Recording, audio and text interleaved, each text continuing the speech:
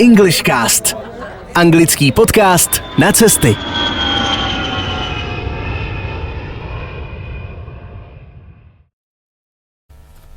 Dobrý den, vítám vás u dalšího dílu podcastu Englishcast. Dneska jsem si udělala výlet za speciálním hostem Tomášem, který je zkušený jak cestovatelsky, tak pracovně, takže určitě s ním mám v plánu udělat i třeba nějaký business podcast, ale teďka bychom se chtěli zaměřit ještě na to cestování, protože určitě má Tomáš hodně o čem vyprávět.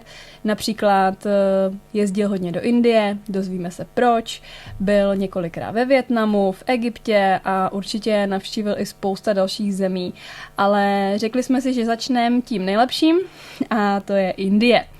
Takže Tomáš nás tady dneska zdraví. Ahoj, děkuji za pozvání.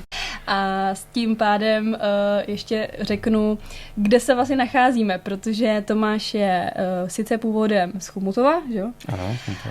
Ale teďka jsme v Praze, protože jeho firma se nachází tady v Praze. Přepneme rozhodně do angličtiny, protože o tom tady ten podcast bude. Kdo nás poslouchá dneska poprvé, tak bych jenom chtěla vysvětlit, že tohle je podcast pro všechny cestovatele, co se učí anglicky a chtěli by buď víc cestovat, nebo s tím ještě nezačali.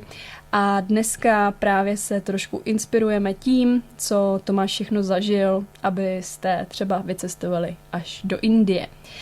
Tak jo, takže se do toho pustíme a ještě jenom úroveň je dneska, bych řekla, pokročilá, takže určitě ne nic úplně jednoduchýho, ale zase v dalším díle si uděláme nějaký krátký rozbor, podíváme se třeba na nějaký obraty, slovíčka, nějakou gramatiku, aby jsme si z toho podcastu zase něco odnesli.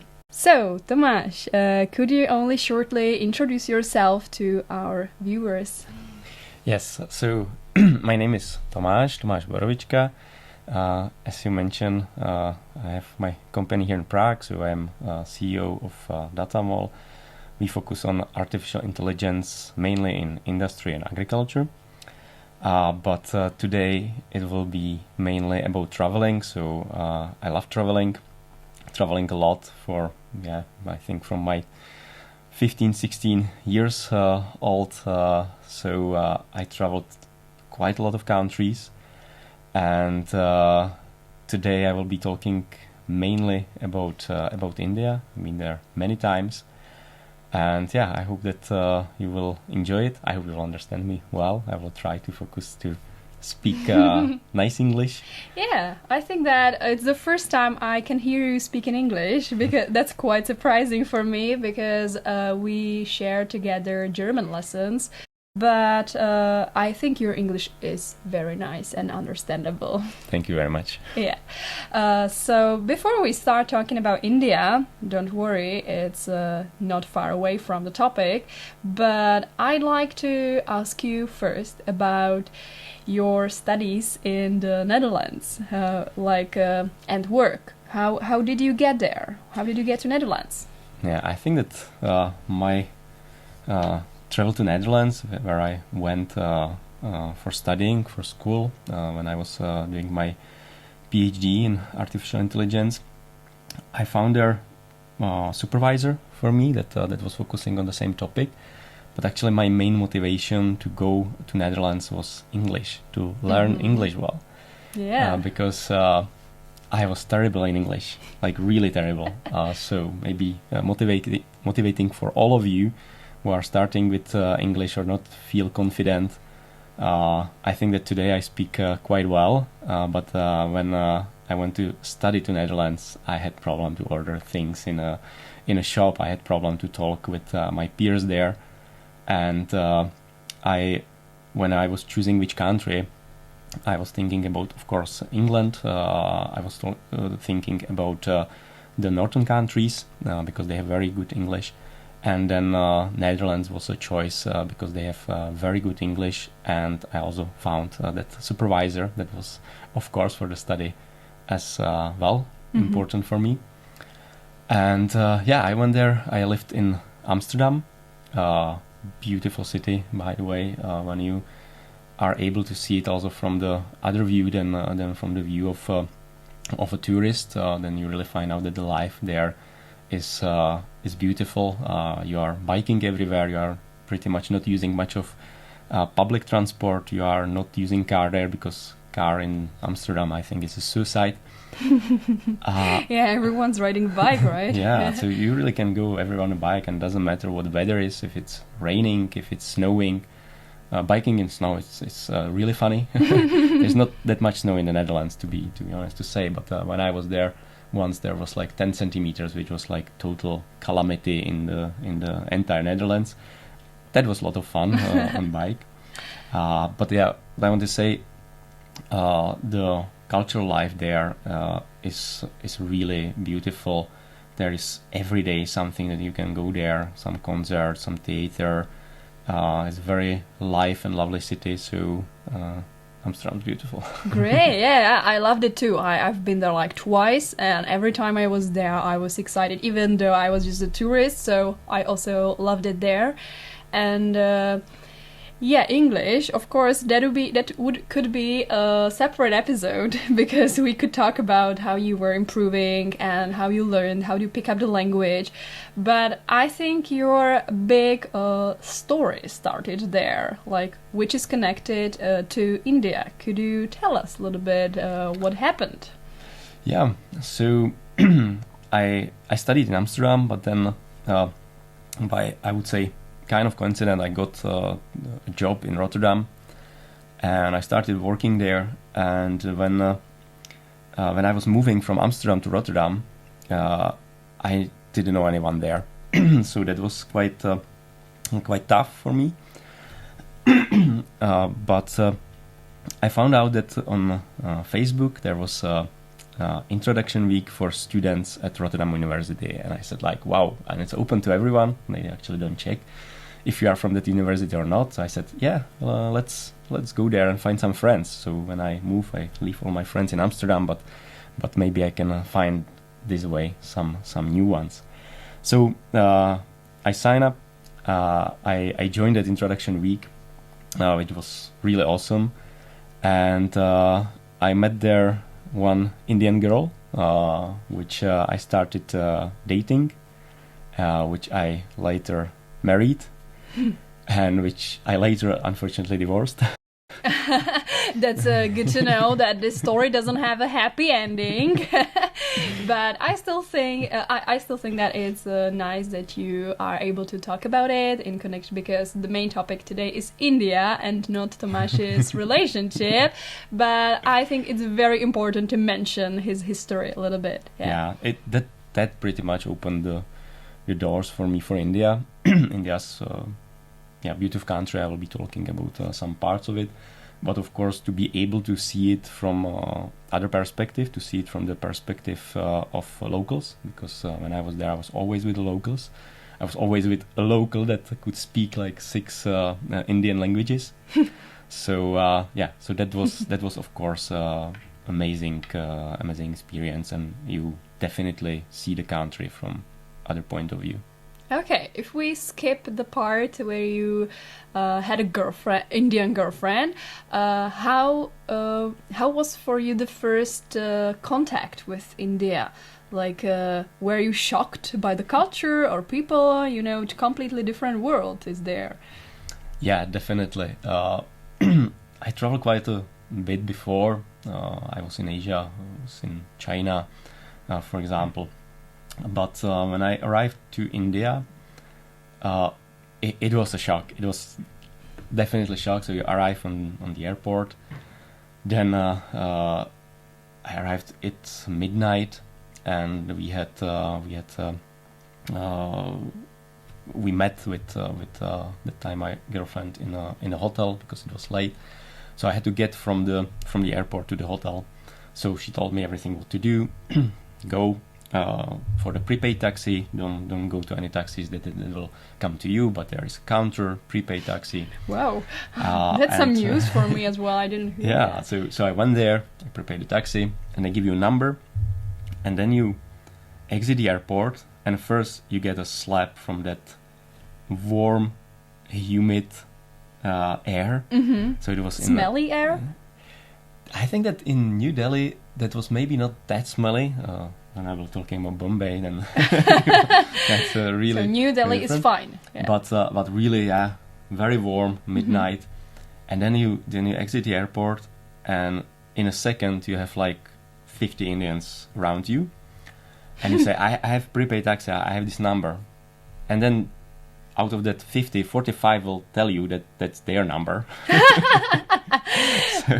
So you really shock, and then new country, and then just everyone wants to be like part of your payments. And everyone is spent money on grabbing them. your bag to help you, and really want to say and tell you, like, I will take your bag, sir, I will take it, and I know which taxi it is, and then you are scared. It's like, no, I will find it myself.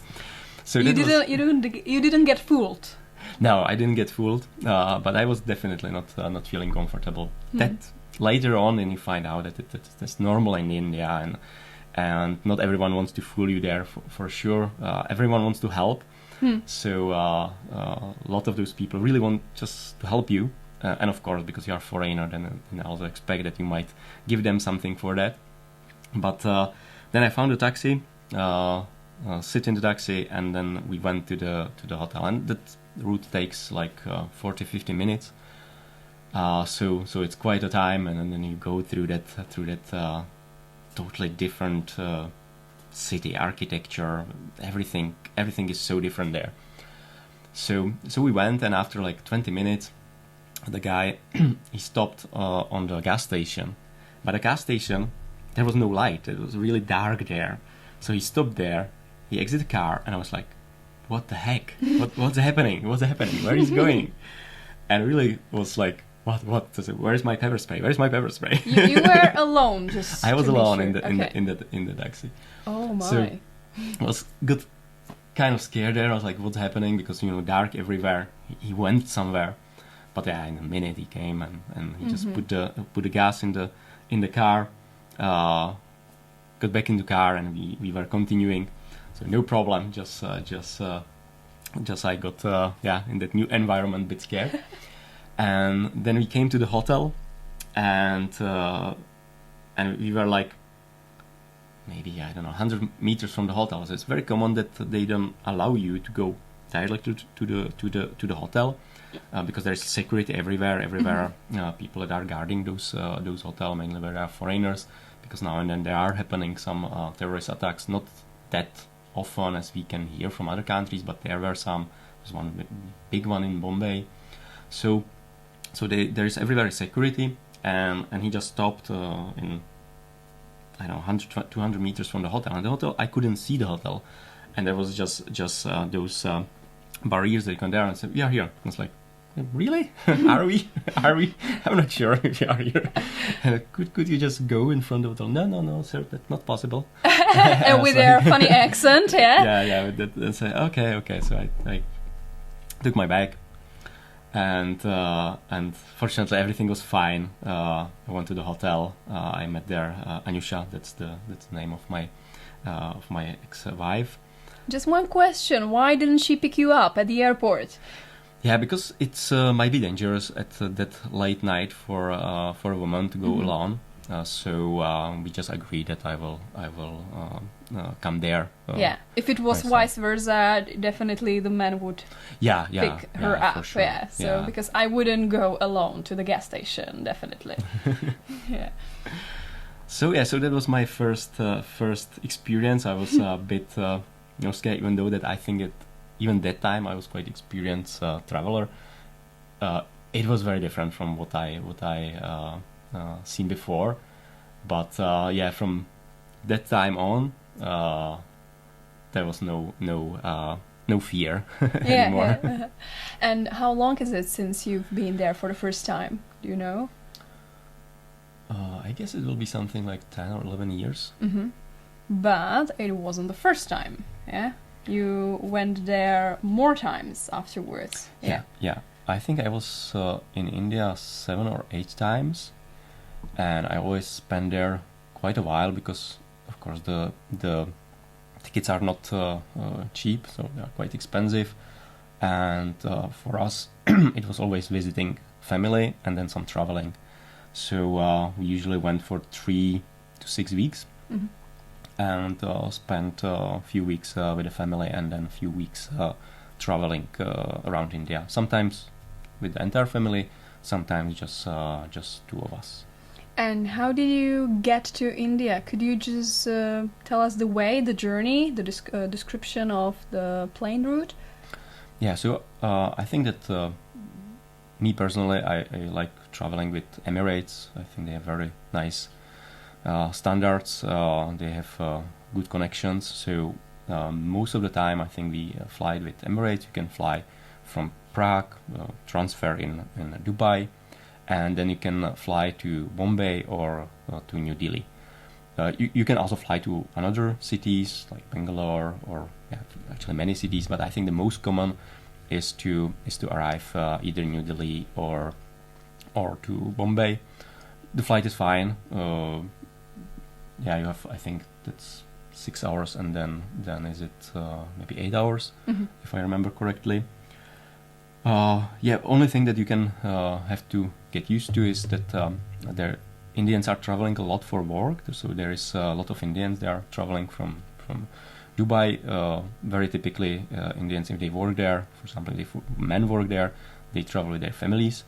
So there is usually quite a few kids in the plane, and Indian kids can be quite loud. So have a good headset because you have to just hope that the kid will not sit right next to you, because then if you are a foreigner, it's great excitement for them when you are sitting next to them.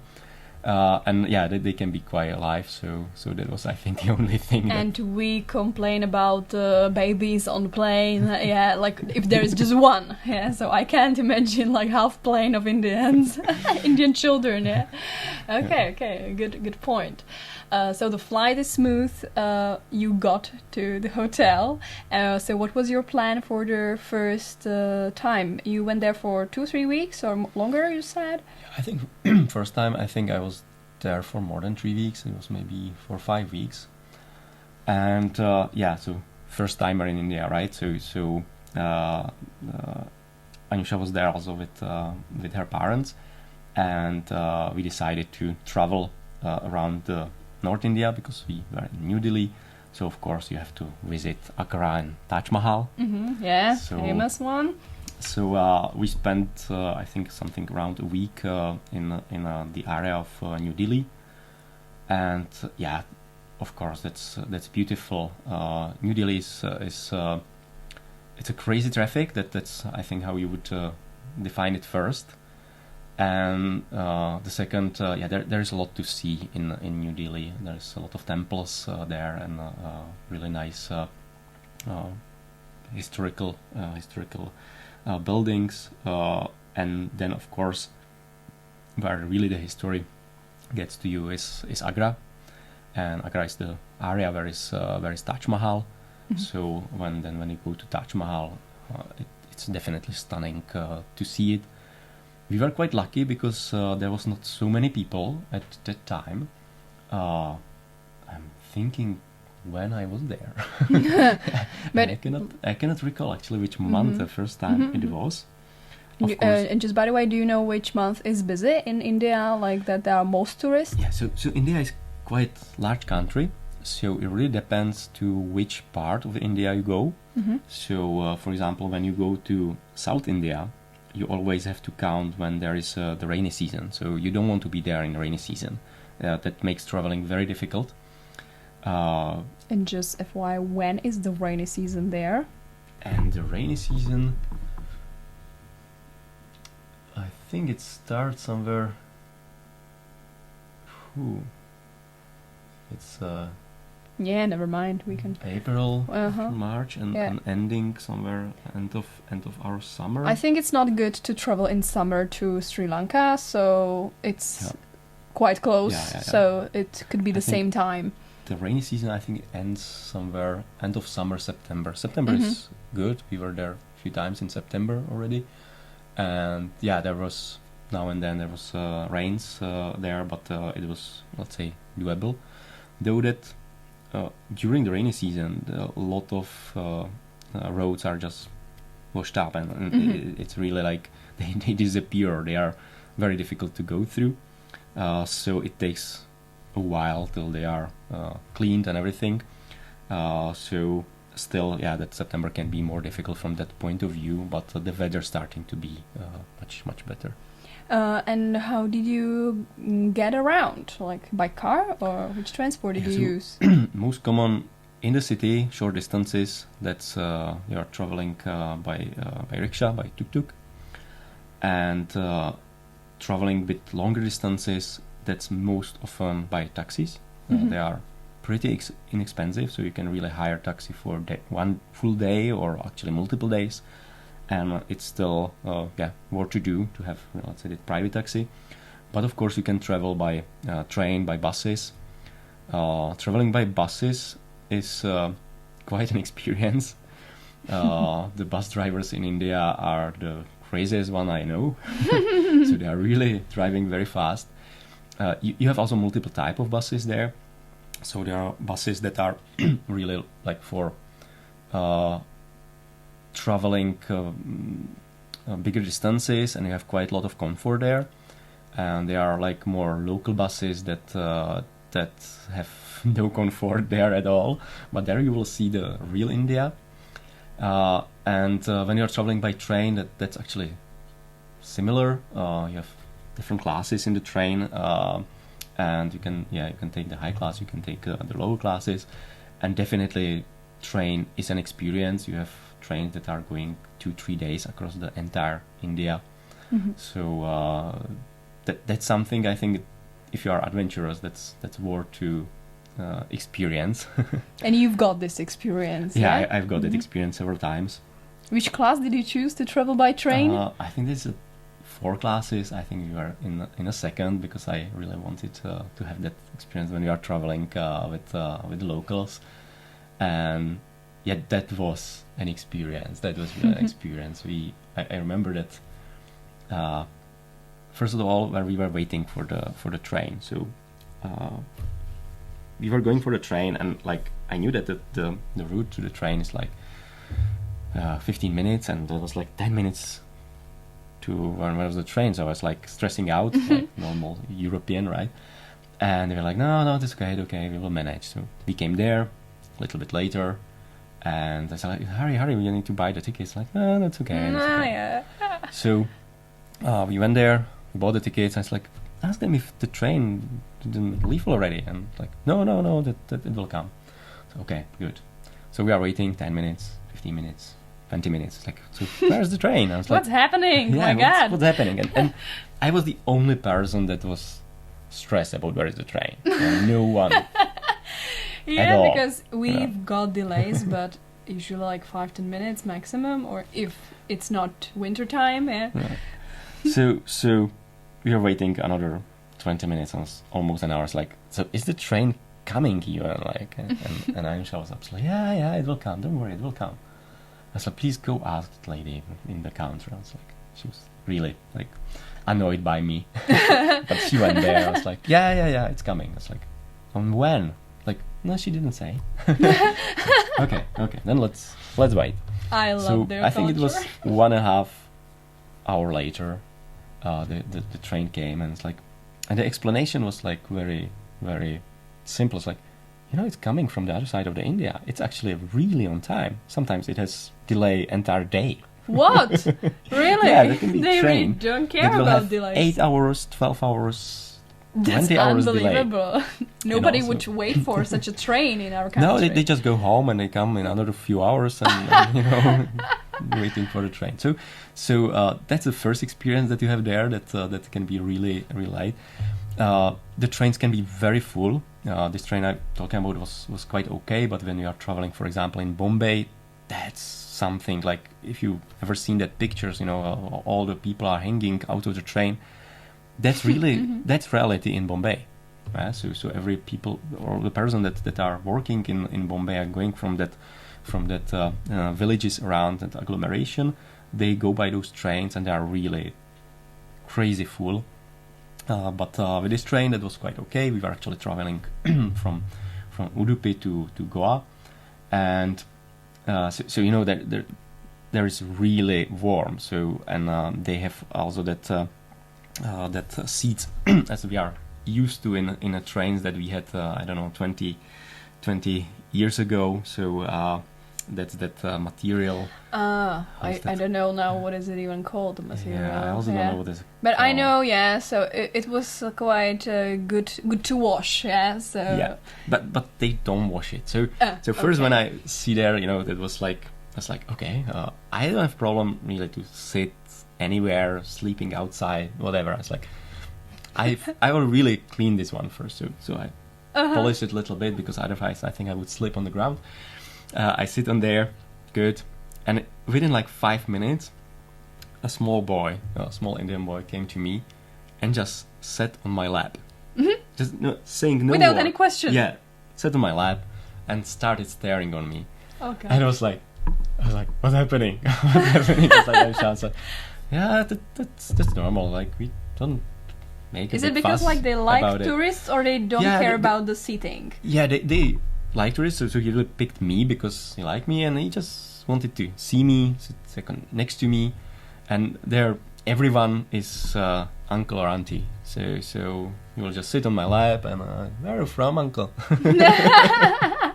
And so start no talking sir, with madam, you. yeah, like So it was actually you are shocked because you are not used to it, but it's nice. It's like nice, he was really yeah. curious, speaking English actually, right?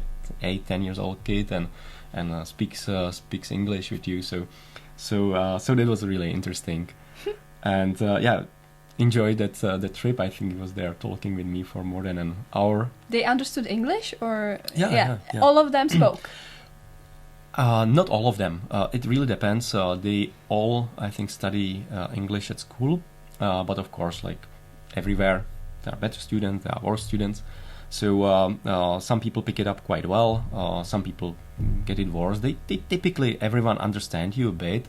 Not everyone wants to talk, but still it's a majority. Yeah, and there will always be person that speaks English around very well, and there will be always person that wants to talk with you. So you go to the store, you go anywhere, shopping mall, you go somewhere in the city, and in each corner, if you are foreigner, there will be someone, hello sir, where are you from? and they want to talk. Yeah? Okay. So that and you that's didn't have interesting. feeling, isn't it just because you're a tourist, or they just talk to each other like that as well?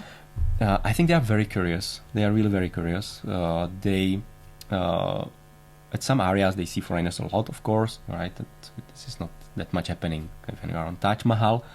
But in a lot of areas where I traveled, they don't see foreigners that often. So I think they are really curious. They really want to know where I'm from and what you do, and they will ask you a million questions, right? Really million questions, and they have no shame to ask anything, right? Personal questions. Yeah, well, yeah, everything. They are able to ask you how much do you earn, because in India it's that status, what you do and how much you earn is actually quite important. So they see you 10 minutes, they ask you what you do, and the second question will be how much you earn. So that's really interesting. But not that they would. There are no people that would be coming to you that they want to offer you something, right? Also not that they're not coming, selling you anything. Yeah, they're not selling you anything. They're really asking because they are curious. And of course, when we are in Bombay or Delhi, there will be also really selling you a lot of stuff in those places where there's a lot of tourists. But everywhere else, they just want to know, like really talk. That's quite. It seems friendly to me, and this brings me to another question: like that, are the people friendly, or did you feel dangerous at any time? I think people they are very friendly. I can compare, for example, I'm often doing comparison China and India, where in China no one speaks English, very few people, and in India almost everyone. In China, people really don't want to speak with you much. You really have to find that I would say type of people that want to talk with you. In India, you after a while want to find type of people that don't want to speak with you because everyone speaks. So yeah, there's a really huge difference, and they are very talkative. They are very open, and I think they are majority of nice people, but like everywhere, there are also people that want to get on their benefit. So you never know. I think you have to be careful if they start talking with you and then they start offering that they will take you somewhere. Most often they will want to offer you something to buy, and then can be quite pushy also for that. So that's like, I think it's, are used to it. Who travels is used to it everywhere, that people take you somewhere and then really can be quite pushy, maybe even aggressive, that you buy something. I didn't have much of that experience, but that's also because I avoid those situations. I don't go somewhere where I don't want to go with people if I don't want to buy something. So I didn't have really some bad experience. Of course, it's like everywhere. There are certain areas, there are certain times where you should not be there. So I think it's India is definitely not the safest country. So I think you need to be aware where you go, at what time you go there. In the touristic areas, I think it's very safe. There you don't have to be worried. But if you are, again, adventurer, explorer, I think you have to be more careful. For girls, of course, you have to be very careful with women. How women are treated in India. I think everyone who heard about India, how it is. Yes, that there is difference between men and women there. They are very attracted by foreign women, so they can be very annoying. If you are a blonde girl, then you will really have a lot of attention, and that attention can come to something that is really not pleasant. Would they? Do you think they would become violent, or you probably didn't see any of these cases, but would you guess so? So I think that they can be. I think majority of Indians are not violent, but they can be quite intensive. I think even that might be uncomfortable for you because we are not used to that intensity of contact that they want to have with you. And yes, I think we all heard about that terrible events that happened. So yes, you need to be definitely careful. There are a lot of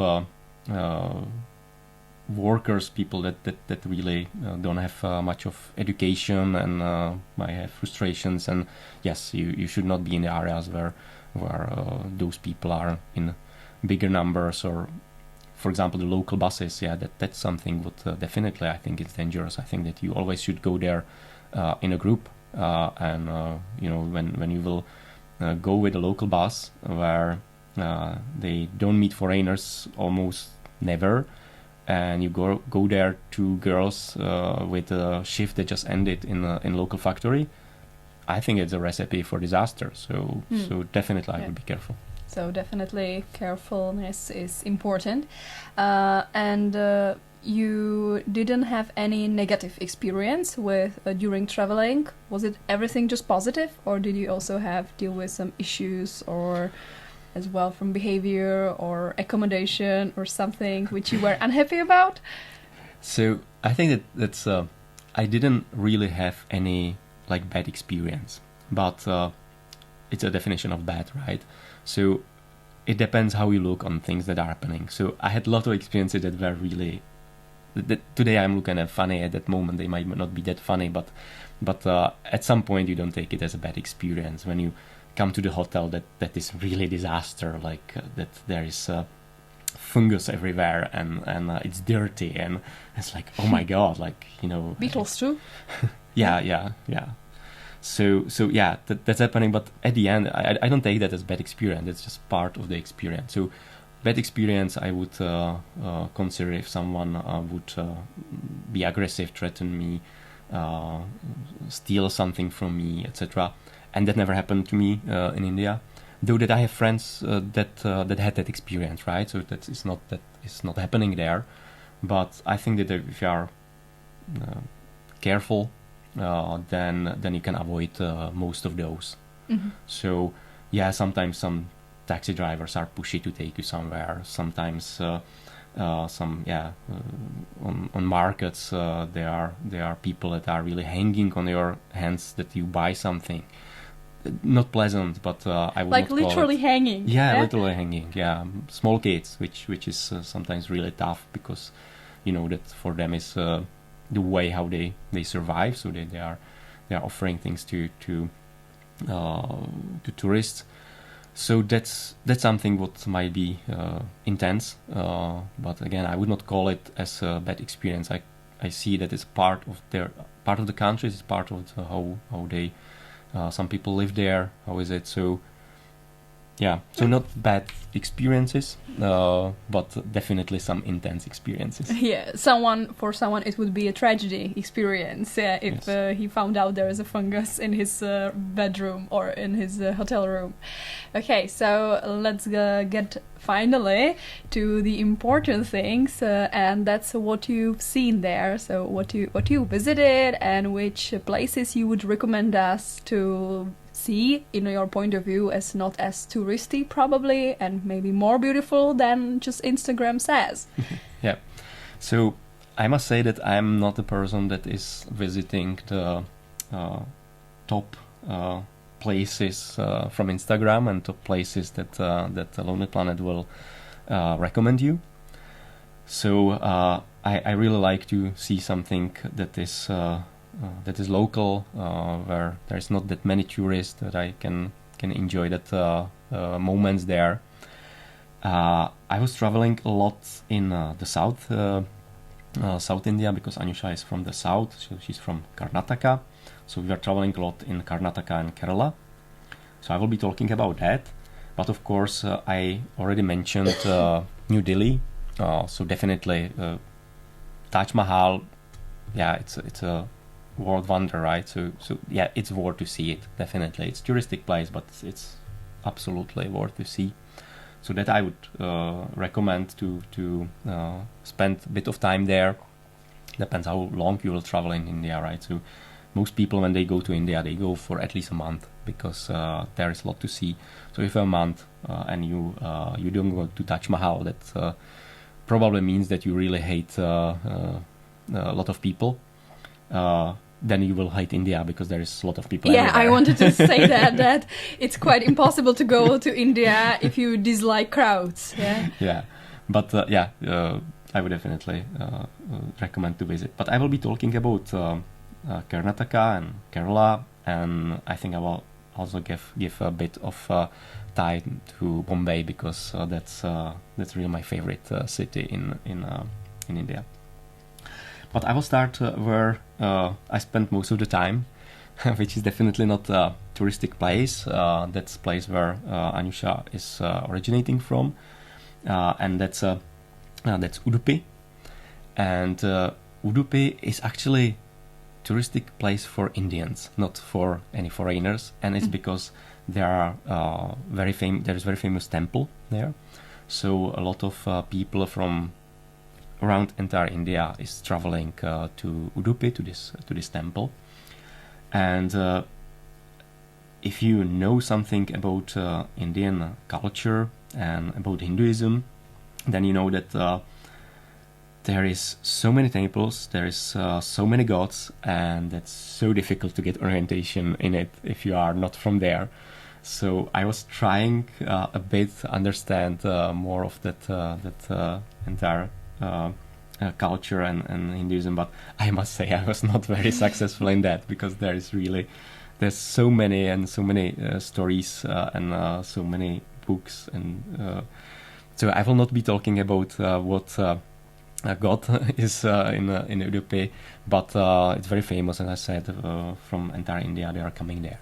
And did your girlfriend educate you a little bit in this sphere? Like, did she tell you the differences, religions, and so on? Yeah. So she was always telling me. I was asking, but for her, it's daily bread. She was growing in that, though that she's not Hindu. She's Christian, but she's growing in that Hindu culture. So she will say, "Oh yeah, that's this one and this one because this connected with this one and that one," and this is this direction of Hinduism. So and it's like, yeah, and you are lost in like in a minute. But so you had a religion lesson and then you gave up, eh? Yeah. Christianity is very simple. It's one God, and it's very simple. And then they have like thousands, I think. So yeah. And just by the way, her all family is Christian, or she's the only one? Yes. So it's very typical that you are from either Hindu family or Christian family or Muslim family. There's, I think, 80% are Hindus, I think around 18% Muslims, and around 2% are Christians. And that's something what is very still very common in India, that they don't marry between each other. So I think it will be very rare that you see Muslim and Hindu. They don't mix up the religions together. But either Christian and Hindu is not that common, though that is happening a little bit more than I think that other.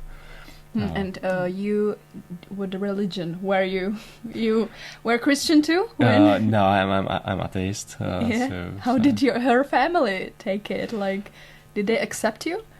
Yeah, they accepted pretty well. I think that if they would be Hindu, it would be more difficult. But since they were Christians, it was easier to accept foreigner, to accept someone who is not religious.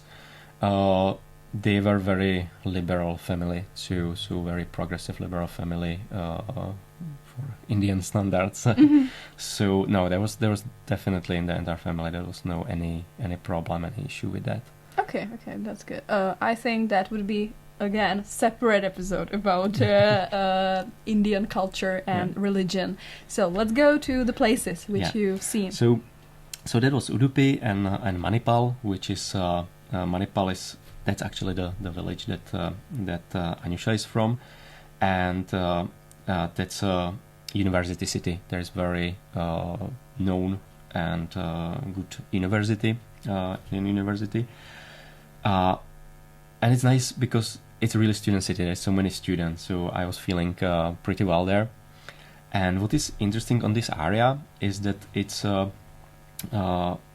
they say that it's the most humid area after Amazonia. I never checked that if it's exactly true, but it's what they claim. And there is a lot of forest there and a lot of animals. So we were visiting some sanctuaries there, which are beautiful. Like I was in a sanctuary where they had lions, tigers, gepards, and it's not a zoo. So when you come there and you go see the animals are very excited to actually see people, and they are coming to you like you are literally 10-20 centimeters from them, and only that fence is dividing that space. They are very curious. So for me that was a very strong experience when that cheetah came to me and staring to my eyes. I was really looking half a meter from each other into the eyes. I was looking into the eyes of a lion from 1 meter, tiger, hyenas, and the Indian nature, so that or culture. So those guards that were there, when they see foreigner, again in this area it was not that common, they really want to show you everything. So for example, we went to a cage where were hyenas, and he was opening the cage, and that I can look inside. I was like, are you crazy? Would you like to enter? I don't think so. No, but they really want to, show you. I don't know how much they think it through. So yeah, I didn't enter that. Then they probably counted on you that like you wouldn't go inside. I don't know. I think we allowed it. Or anaconda, he allowed me to go to area where it was a huge anaconda. Then there was a bear, some Asian type of bear, and he gave me chips to give him. So I was feeding that bear from my hand. So wow, that was really strong because you cannot see it, I think, anywhere else. Or here in Europe, yeah, you can see it in the world, but you cannot see it that common here. That's really different than when you visit zoo. So for me, that was really interesting, and this is exactly something what you will not find, on Lonely Planet or somewhere. Locals will take you there, and that experience, it's extremely strong and better than if you would visit any zoo anywhere, I think, in the world. So that was very exciting, and when I was there, that was the first time I was in such country where you have the rainforests, you have a lot of those wild animals there. When I was traveling in China, in Vietnam, then it's relatively safe to go to forests. Of course, in Czech Republic, you can go to any forest. Like the most scary animal here is a fox, so or a wild boar. Yeah. So there, I wanted to go to the rainforest, and Shanti, just Anisha's mother, she said, "Yeah, I will take you there someday." And I was like, "Yeah, when?" And then another day, I was like, "So will we go to the forest?" And said, again with the time problem. Okay, then come. I was like, "Okay, let's go." So we sit in the car. We went 10-15 minutes, and we were on the road. Where next to it was big forest, lots of trees, and she just opened the window of the car and said, "See, here's the forest." I was like, "Yeah," but I thought it to go in, and she really rolled her eyes like, "What? In the forest? You're crazy?" I was like, "Yeah, I want to see how is it there." I was like, "There are snakes, there are tigers. Oh my! We don't go to forest." I was like, "Oh." Okay, it's not like for picking up mushrooms. Yeah, so you don't have any routes there, or that you go just to run. No, we don't go there. And she was really as I was surprised that they don't go to the forest, she was surprised I asked that you want to go there. So that was not possible to go to that forest there. But show the forest. But she saw that I really would like to go there, so we went a bit further another day, and we booked there a tour with the local guards, and they took us actually inside. So it's the possible forest. to go in with a guide. Yeah, you can go there with a guide. For Indians, it's not common. They don't see a reason why they would go there. Really, Indians. It's interesting, and we would be so excited to explore. For them, no. So for them, it was actually they even didn't know that something like that exists. That you can go there with a guide. So we went there for a walk. I think it was a few hours walk, and it was quite interesting. There was two guys. One was always going in front of us, one behind us. They didn't have any gun. They have just wooden sticks. And they said that they have to go there with us for the security, because there can be the tigers. There can be actually wild elephants, which are pretty dangerous. So and you weren't scared? I would be scared to death if I knew that there were elephants and tigers. Yeah, I think initially I was not scared, because I said, we are going with those guys, so they know what to do. I think they will be the first one that would run away. Yeah. So, but no, yeah.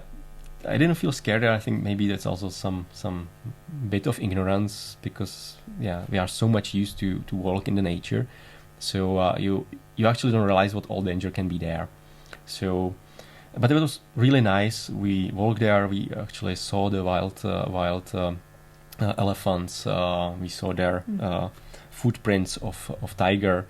So it was pretty exciting. Footprints only, not a real tiger. No. You didn't see a real tiger. We didn't see the real tiger in the wild, but we saw footprints that could be a few days old. So very nice walk. It's not really some big hike. I'm used to when I'm traveling somewhere that I have hikes that are multiple days, right, hiking in the nature. Again, when you are in South India, more common, of course, on the north in the mountains, but on the South India that is not that common I suppose that they don't go hiking at all. No. Yeah. also because of the weather there, the humidity and everything. So that's really. But this is not something exceptional. I also notice that in like almost all over the world, people don't go hiking that much as I would expect. So in Canada, US, it's quite common. But when we wanted to hike in Japan, it's like, are you crazy? Why would you go to the mountains? And they didn't even have any equipment, any shoes for hiking. No one. Everyone just thought that it's only about going to the cities and explore these religious places. Yeah. I think that's same in India. Like locals really don't do that. Yeah. It's just not. But if you want to hike a bit, then it's also possible in South India, and it's in Kerala. So that's another state in India. I was talking about Karnataka, and I must say that Kerala is one of my favorite. Not my favorite state. Let's put it straight away. Yeah, I loved it there. So Kerala and the main city there, Cochin, it's known for their fishing nets. They have those fishing nets that you put underwater. You have there like big wooden, I don't know, stick, how to call it, and on that you have a huge net. You put it underwater, you wait for a while, put there some bait, and then you pick it up, so you can see it everywhere there. So that's very beautiful. But in Kerala, you have a lot of tea plantations. So we went to Munnar, which is, I think, the most probably known place where in Kerala, maybe in entire India, where you have tea plantations. And yeah, that's the area where actually you can do some hikes. It's really beautiful. The tea is everywhere there. It has that mystic ambience, like, you know, you see that tea plantations everywhere, and there is that foggy weather. Yeah, I know what you're talking about. Right, that was beautiful. Like a mystic atmosphere. Yeah, you are above around, I don't know, 1,500, 2,000 meters above the sea level. So that's very nice area. We had some hikes there. Very much I enjoy it. You can actually also go there really picking the tea. It's real hard work. You know, that's really hard work. I was when I saw it, and everything is done there manually. Everything's manually. There's hundreds of people you see on each of the fields picking the leaves.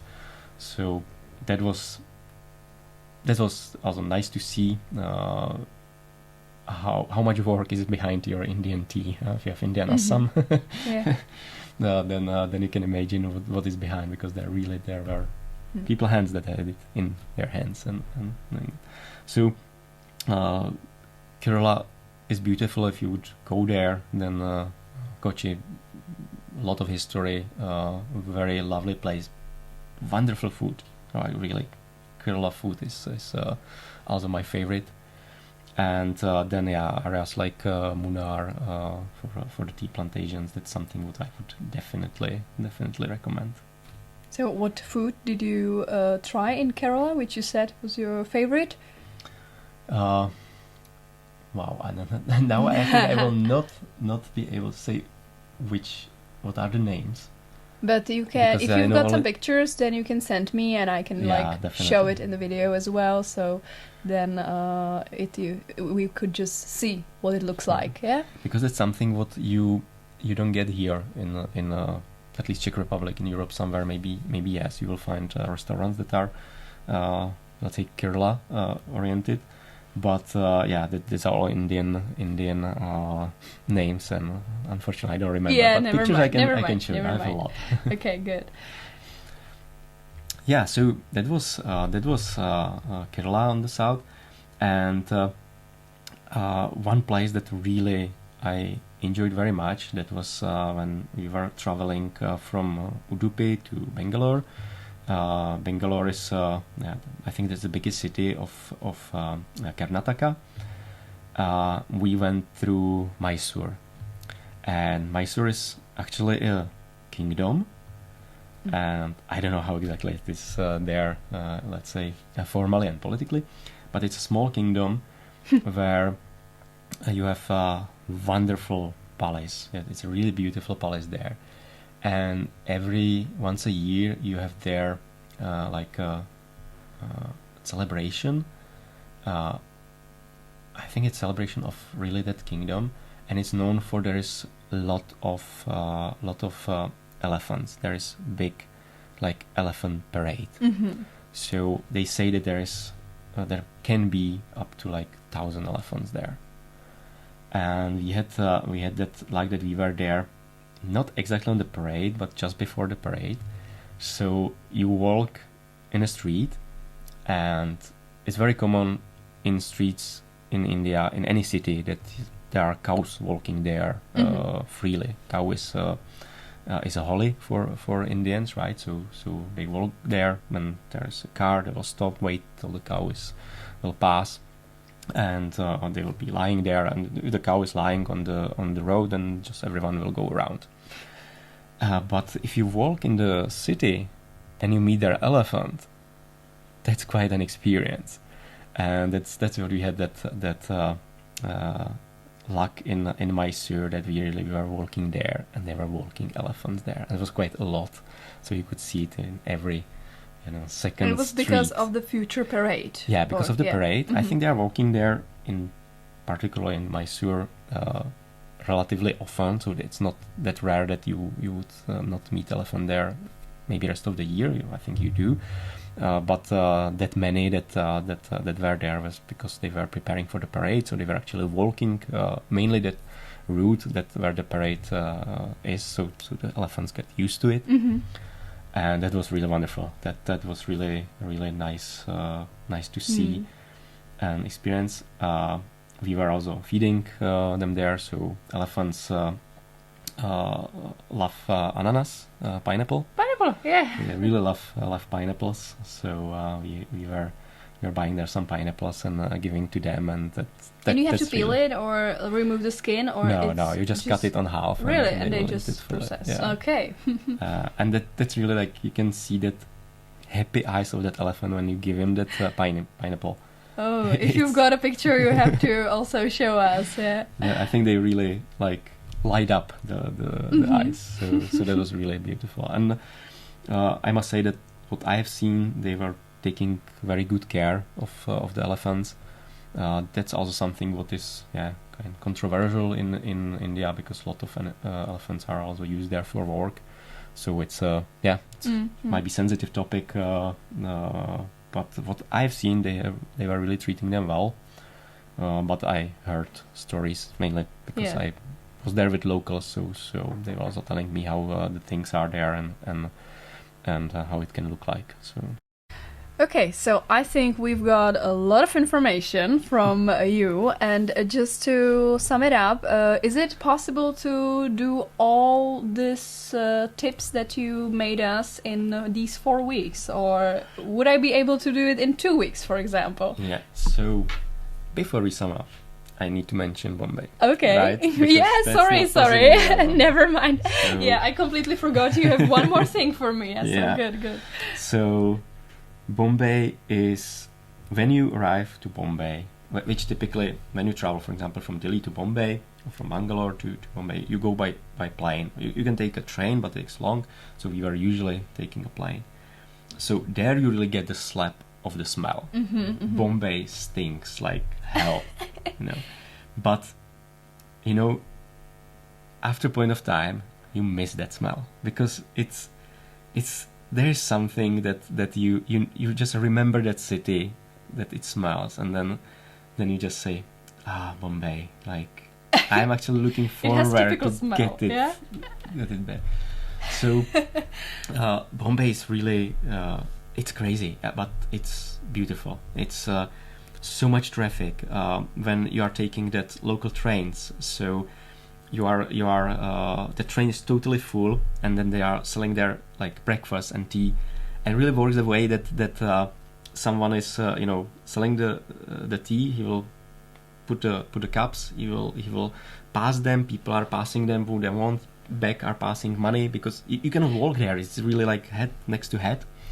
So that there are snacks and it's passing and money are coming back, and it's really crazy. When you want to exit the train, you need to really think about it like 3 stops before because you might not get out. Traffic by car is absolutely Is it crazy. even possible to drive a car there? Peak hours, you can really get stuck there for hours. At night, for example, when typically the planes are early morning, right, or you take early morning or night flights, then that's okay. But yes, during the day, you really don't want to travel much there by car or by taxis. With rickshaws, that's quite good because they are small. They can go all the small streets and everything. And you see in Bombay this big differences, social differences. So there are houses of most rich Indians there where there's no houses. That's like Must be something like a mansion. Skyscraper. So yeah, it's huge. Like, I think it's Palaces like or 20 floors. Oh god. And it's really his house. It's not his the 20 company. floors. It was his house.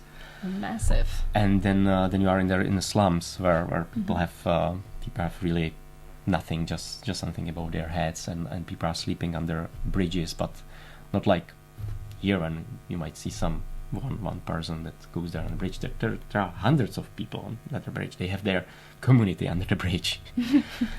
So you can buy there everything. I think you can buy there really everything.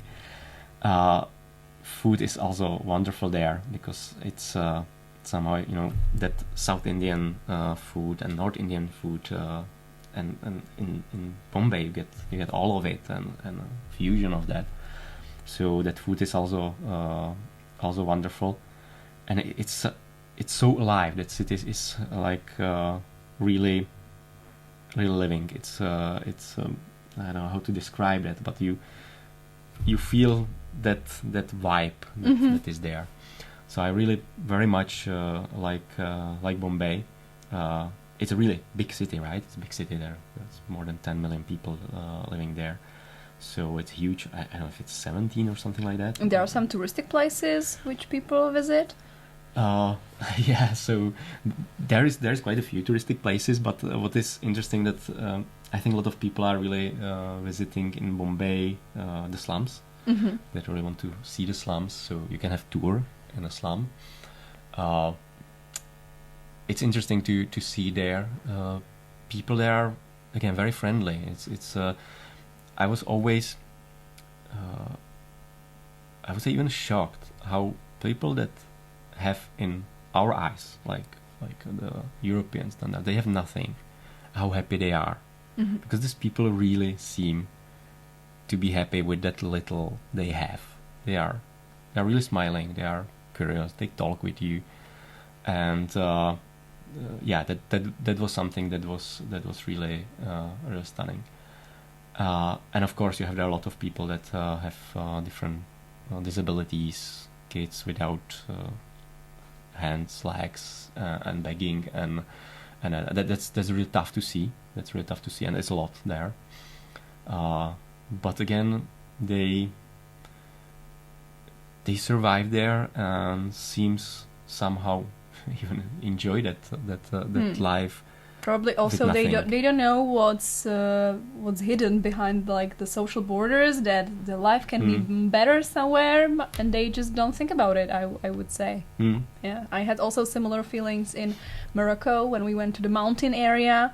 There were the children begging us for money, and Philippines too, and they really they didn't seem to care that much. Yeah, they just knew that from tourists there is some money, but when we asked them why would you even why don't you go to the city, they said, we are fine here. Yeah, so from time to time they get some money, they get some food, and they're fine with that. Yeah. So I would say it's quite similar. Yeah. So, but I think that to Bombay you go mainly for the city. That there is visit different restaurants that you really want to try. There are very famous dabas there, which is like those restaurants that were used to be just fast food for truck drivers, and they become so famous that you, for example, go there and they will prepare the food in no time, and it will you will feel the spiciness of that everywhere. I'd like to try Literally. that. Really. It's probably good to also mention that that food in India, it is really spicy. If you ask for non-spicy, it will still be spicy. If you ask for spicy, it will be hell spicy. Did you try the Yeah, spiciest food? I love spicy food, and sometimes you have tears because it's so spicy. If you have foreigner, they typically give you yogurt with your dish. So when it's very spicy, then the yogurt will help you to. So not water, but yogurt. Yeah, it's yogurt, or it's lassi, which is like yogurt drink. So that's perfect. They have this salty lassi. I think we again was going to Indian restaurants. Maybe you know mango lassi and those like sweet lassis, which is like sweet yogurt drink. But in India, more often they drink salty lassi, which is lassi that yogurt drink with salt and with cumin and some other herbs. It helps digestion and also cools you down. So that's for example, I really love there. And yeah, when there's something is very spicy, then that really helps. That helps a lot. Yeah, so Bombay, I think that one thing to say about Bombay, some people say it about entire India, but you love it or you hate it. That there is nothing in between. You either love it or you hate it. I think I would love it. From first, I would be surprised, but now I'm more ready with the slap of smell and so on. But I don't like chaos, but I don't mind it. So I could somehow be in it. It's total chaos. Yeah. When you look at it, it's total chaos. Like, Okay. So I'm glad we didn't skip this part. Yeah, important. Mumbai, it's an important part of India to explore. So overall, your visit to India was not just one time. You were there multiple times. So I suppose we are gonna listen to you once more at least. And for today, we don't have more questions. So I thank you very much that you shared so much for us. And I hope we'll see each other very soon again. Yeah? So for today, it's all. And I thank you all for listening as well. And if you happen to like this podcast or this today's episode, or you have some further questions, we can answer as well. And I will be glad if you recommend it to someone who's interested in traveling or English, or ideally both. So thank you, Tomáš, again. thank you for inviting me. Yeah, okay. And see you soon. Bye. Hi. Alright, so we've heard a lot from Tomáš. I'm very happy that he shared so much experience. And could you just shortly sum it up for us so we know what was the most important for you? Yeah, so for me, was most important to really spend more time on, I would say, less places and places where there is not that common to have tourists. So depends what you seek as a traveler. I haven't been in Rajasthan. I haven't been in Jaipur, which I really have to go someday. That just even though that I spent there like half a year in total when I counted it, I didn't get time to get to that area. But for example, that definitely, if you travel to India, if you have less time, I think that North India, where you visit Delhi, Taj Mahal, and Jaipur, or more areas from Rajasthan or Kashmir, which is a bit tricky because of the unstable ethnic problems there, but beautiful. So I would definitely, if you have shorter time, recommend you that northern part, and mainly if you are more for that culture, architectural visit. If you really want to get know India, go to Bombay. That you will see what is the real India about. If you want to go somewhere where not that many tourists go, then go to the south. Karnataka, Kerala are really beautiful. There is a lot to see. You will probably not meet that many tourists as you will meet on the north, and it's very different there. It's as I said, very humid. It's a different type of India than on the north, where you have it very dry. I have friends that travel the entire India, so went from the north to the south. A month, I think, at that moment is a minimum for your journey.